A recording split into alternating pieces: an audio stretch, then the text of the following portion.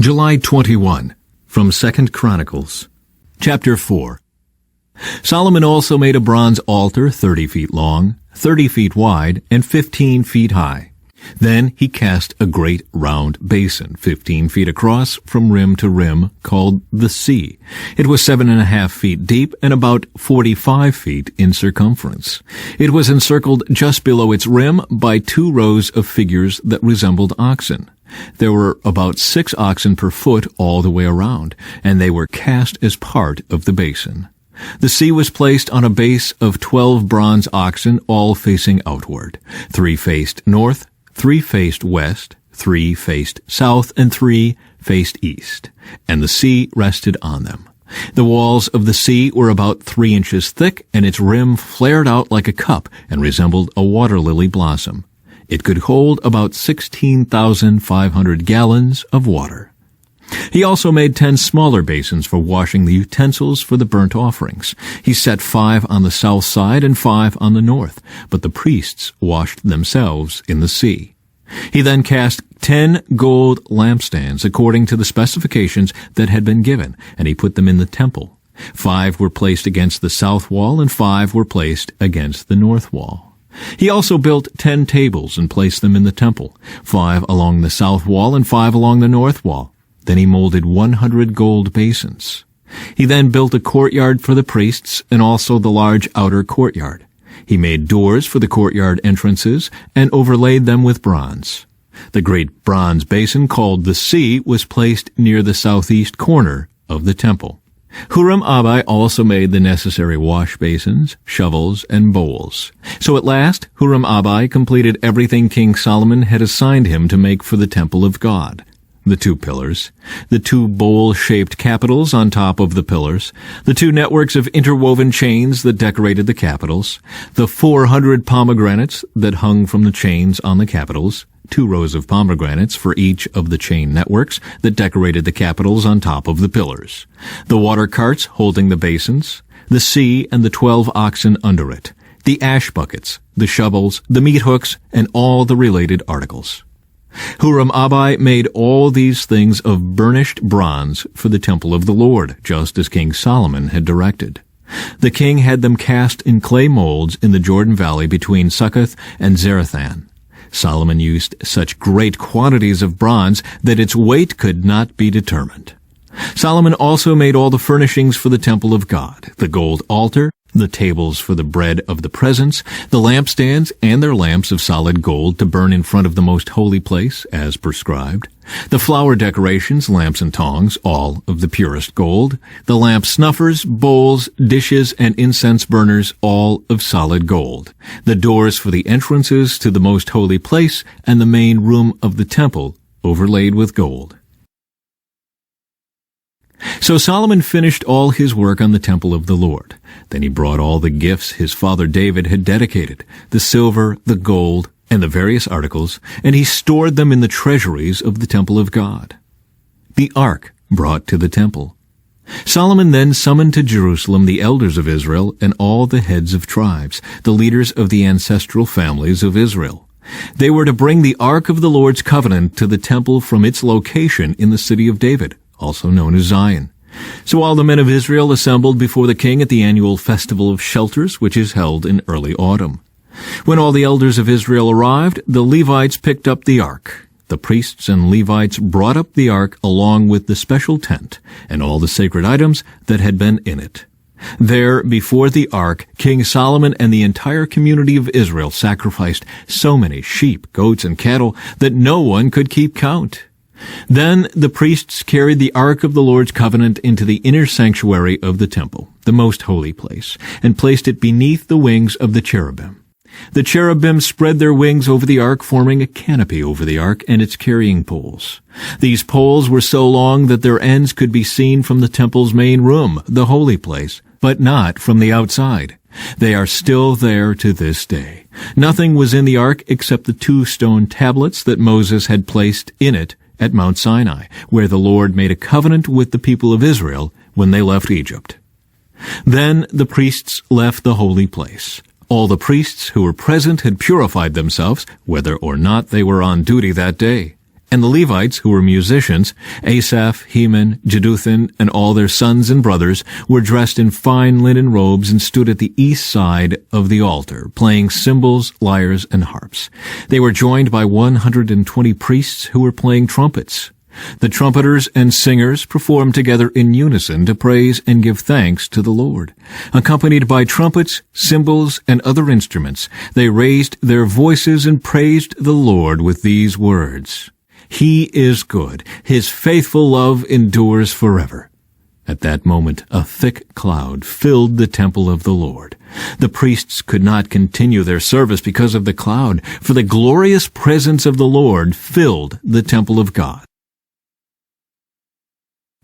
Then Solomon prayed, "O Lord, you have said that you would live in a thick cloud of darkness. Now I have built a glorious temple for you, a place where you can live forever." Then the king turned around to the entire community of Israel standing before him and gave this blessing.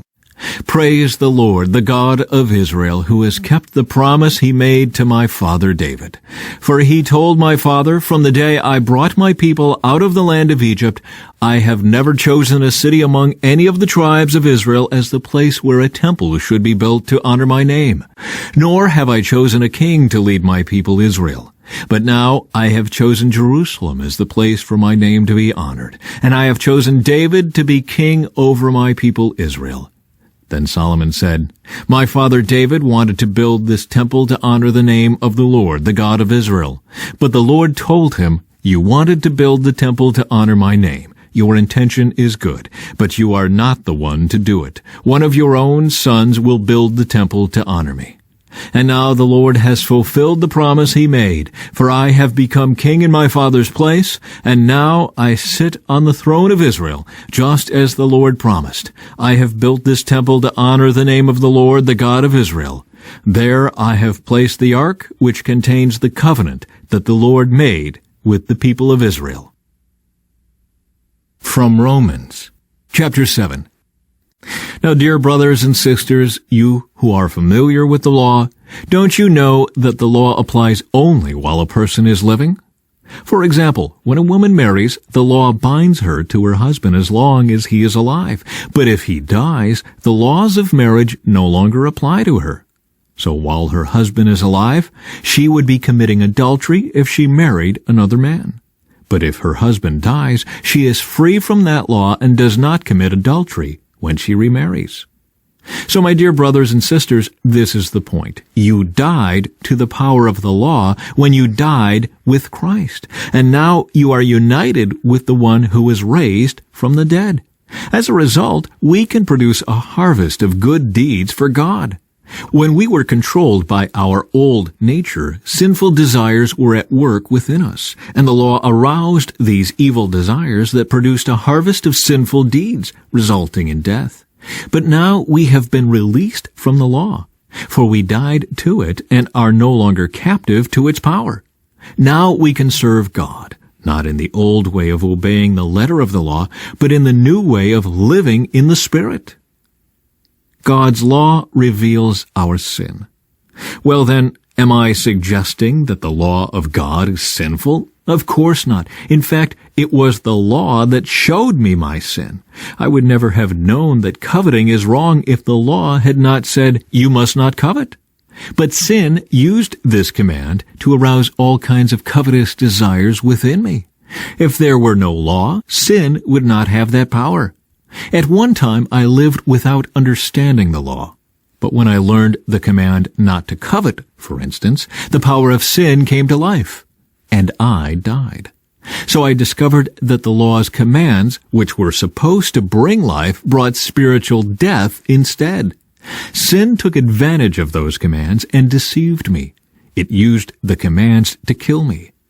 But still, the law itself is holy, and its commands are holy and right and good. But how can that be? Did the law, which is good, cause my death? Of course not. Sin used what was good to bring about my condemnation to death. So we can see how terrible sin really is. It uses God's good commands for its own evil purposes. Psalm 17.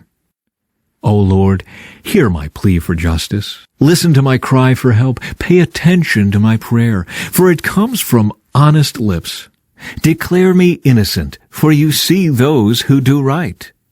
You have tested my thoughts and examined my heart in the night. You have scrutinized me and found nothing wrong. I am determined not to sin in what I say. I have followed your commands, which keep me from following cruel and evil people. My steps have stayed on your path. I have not wavered from following you. I am praying to you because I know you will answer, O God. Bend down and listen as I pray. Show me your unfailing love in wonderful ways. By your mighty power you rescue those who seek refuge from their enemies. Guard me as you would guard your own eyes. Hide me in the shadow of your wings. Protect me from wicked people who attack me, from murderous enemies who surround me. They are without pity. Listen to their boasting. They track me down and surround me, watching for the chance to throw me to the ground. They are like hungry lions, eager to tear me apart, like young lions hiding in ambush. Arise, O Lord, stand against them and bring them to their knees. Rescue me from the wicked with your sword. By the power of your hand, O Lord, destroy those who look to this world for their reward, but satisfy the hunger of your treasured ones. May their children have plenty, leaving an inheritance for their descendants. Because I am righteous, I will see you. When I awake, I will see you face to face and be satisfied. From Proverbs. Loyalty makes a person attractive. It is better to be poor than dishonest. Fear of the Lord leads to life, bringing security and protection from harm.